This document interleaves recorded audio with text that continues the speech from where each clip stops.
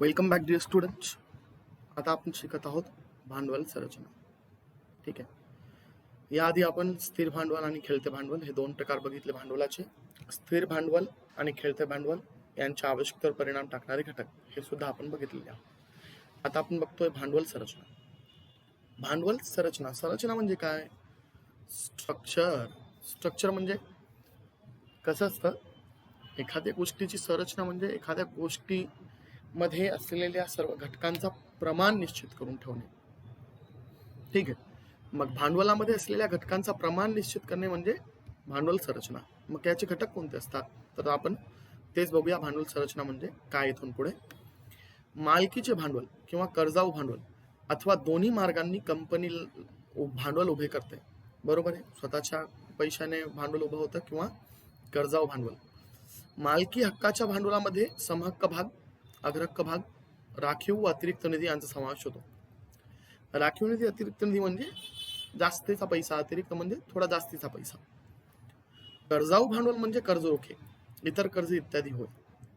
ठीक आहे. या सर्व स्त्रोतांचा प्रमाणबद्ध एकत्रित रीतीने कंपनीच्या एकूण भांडवलात समावेश केला जातो. म्हणजे मालकीचे भांडवल, कर्जाऊ भांडवल.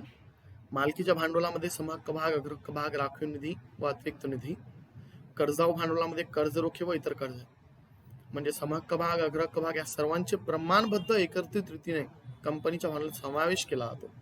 प्रमाणबद्ध म्हणजे निश्चित अशा प्रमाणात, निश्चित असे प्रमाण, तर निश्चित प्रमाणात एकत्रीकरण केले जाते. ठीक आहे. भांडवल संरचना म्हणजे एक मिनिट, खूप पुढे गेलो वाटतं मी. खूप पुढे गेलो मी. भांडवल संरचना म्हणजे इच्छित प्रमाणानुसार विविध स्त्रोतांचे निधी एकत्र करणे. भांडवल संरचना ठरविणे म्हणजे एकूण भांडवलामध्ये वेगवेगळ्या प्रतिभूतींचे गुणोत्तर प्रमाण ठरविणे. यालाच प्रतिभूतींचे मिश्रण असेही म्हटले जाते. काय म्हणणं आहे यांचं? भांडवल संरचना म्हणजे इच्छित प्रमाणानुसार विविध स्त्रोतांचे निधी एकत्र करणे. विविध स्त्रोतांचे निधी एकत्र करणे म्हणजे ज्या ज्या ठिकाणावर, म्हणजे मालकी भांडवलातून किंवा कर्जाऊ भांडवलातून जे पैसे येतील ते विविध स्त्रोत. ठीक आहे. मग भांडवल संरचना ठरविणे म्हणजे एकूण भांडवलामध्ये वेगवेगळ्या प्रतिभूतींचे गुणोत्तर प्रमाण ठरविणे. यालाच प्रतिभूतींचे मिश्रण असेही म्हटले जाते.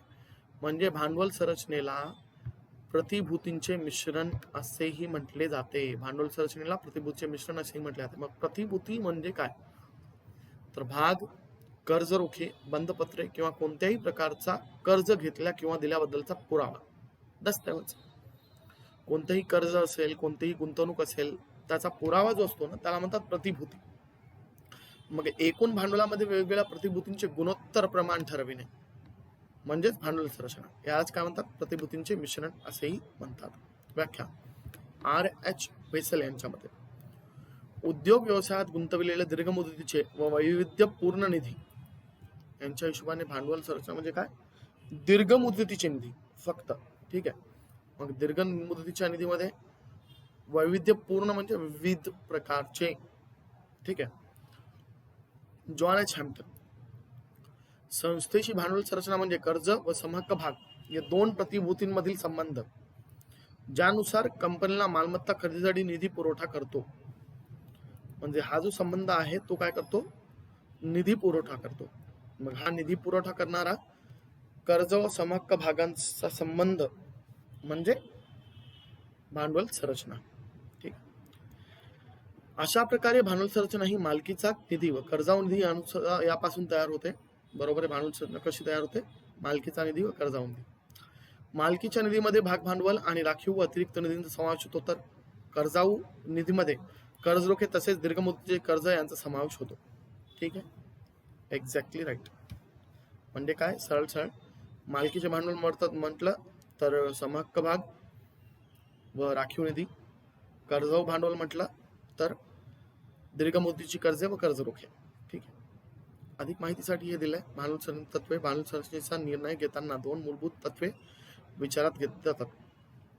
कर्जाऊ समहक्क भाग यांचे प्रमाण कमाईच्या स्थिरतेनुसार निश्चित केले जाते. ओके.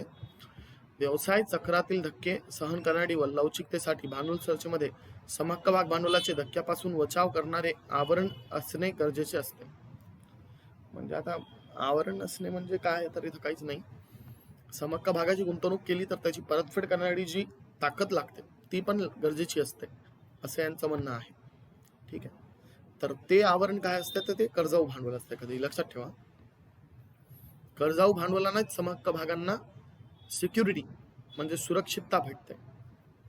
भांडवल संरचनेचे घटक. आता भांडवल संरचना जी आहे ती कशावर आधारित आहे, तर तिचे 4 घटक आहेत, ते पण खालीलप्रमाणे. पहिला समहक्क भाग भांडवल. जसं आपण बघितलं, समहक्क भाग भांडवल, अग्रहक्क भाग, कर्ज रोखे, बंधपत्रे, दीर्घ मुदतीची कर्जे, या सर्व गोष्टी आपण पुढच्या धड्यामध्ये म्हणजे भांडवल उभारणीच्या संरचना, भांडवल उभारणीचे स्त्रोत, व्यवसाय निधी किंवा वित्त उभारणीचे स्त्रोत जे आहेत ते आपण पुढच्या धड्यात बघणार आहोत. तर हे ते स्त्रोत आहेत जिथून पैसा कंपनी गोळा करते. मग समहक्क भाग भांडवल म्हणजे कंपनीचे हे मालक असतात. हा कंपनीच्या भांडवलाचा प्राथमिक स्त्रोत आहे. कंपनीची मालकी या भागांकडे तसेच मालकी हक्काबरोबर येणारी जोखीम ही त्यांनी स्वीकारलेली असते. त्यांना लाभांश दिला जातो जो अस्थिर असतो. लाभांश यांना दिला जातो जो काय असतो, अस्थिर असतो. अस्थिर म्हणजे फिक्स नसतो. लाभांश म्हणजे लाभातील अंश. ठीक आहे. अग्रहक्क भाग भांडवल या भागांना लाभांश वाटप व कंपनी विसर्जनावेळी भांडवल परतफेड यासाठी अग्रहक्क दिला जातो. यांना स्थिर दराने लाभांश दिला जातो. या भागांना मतदानाचा हक्क नसतो. अग्रहक्क भाग यांना मतदानाचा हक्क नसतो. यांना लाभांश समहक्क भागांच्या आधी दिला जातो. ठीक आहे. प्रतिधारण नफा. प्रतिधारण म्हणजे राखीव निधी. हा काय राखीव निधी? निधी उभारणीचा हा अंतर्गत स्त्रोत आहे. अंतर्गत म्हणजे कंपनीच्या आतच, कंपनीतच हा नफा, हा निधी उभारणीसाठी आणला जातो. समहक्क भाग पण कुणाकडून आपण घेतो पैसे, अग्रहक्क भाग पण कुणाकडून घेतो, कर्ज रोखे पण घेतो. पण हा जो निधी आहे तो कंपनीच्या नफ्यातून बाजूला ठेवलेला पैसा आहे. ठीक आहे. याला नफ्याची पुनर्गुंतवणूक असे म्हणतात. म्हणजे आपण जो नफा बाजूला ठेवला तर तोच गुंतवणूक आपण केलेला आहे. वाटप न केलेल्या नफ्याचा व्यवसायासाठी वापर करणे म्हणजेच नफ्याचे भांडवलीकरण होय. ठीक आहे. चला पुढे बघू आपण. कर्जाऊ भांडवल, चौथा घटक. यामध्ये 2 गोष्टींचा समावेश केला आहे. कर्ज रोखे हा कंपनीने घेतलेल्या कर्जाचा पुरावा आहे. यावर निश्चित दराने व्याज दिले जाते. मुदतीची कर्जे बँक किंवा वित्तीय संस्थांनी दिलेली ही कर्जे असतात. यावर निश्चित दराने व्याज दिले जाते. पुढे दिलेल्या उदाहरणावरून तुम्हाला भांडवल संरचनेची संकल्पना समजून घेता येईल. आता हे काय आहे? कर्ज रोखे हा कंपनीने घेतलेल्या कर्जाचा पुरावा आहे. यावर निश्चित दराने व्याज दिले जाते. हे आपल्याला माहिती आहे. मुदतीची कर्जे म्हणजे काही निश्चित कालावधीसाठी कर्ज घेणे म्हणजे मुदतीची कर्जे. आता भांडवल संरचनेचा एक उदाहरण म्हणून आपण बघू. ही बॅलन्स शीट आहे. ताळेबंद म्हणजे बॅलन्स शीट.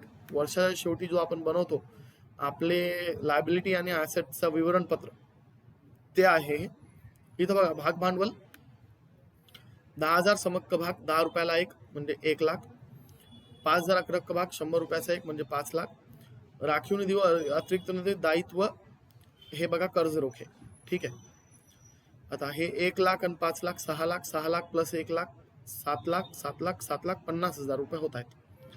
मग आपण बघू काय भांडवल संरचना म्हणजे समहक्क भाग, अग्रहक्क भाग, राखीव निधी प्लस कर्ज रोखे. हे पाठ करायचं, लक्षात ठेवायचं. मग याची किंमत काढली.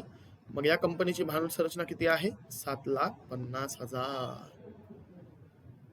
इथं हा धडा संपला आपला.